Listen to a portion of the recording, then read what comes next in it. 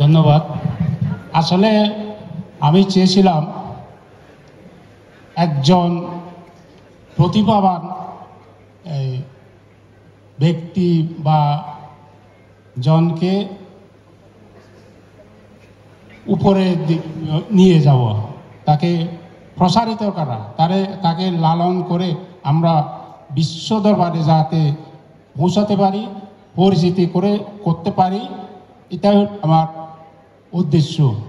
তো সর্বোপরি আমি এটাই বলতে চাই, আমি যেমন রাষ্ট্রকে ভালোবাসি, তেমন ভালোবাসি আমি এই দেশের জনসাধারণকে।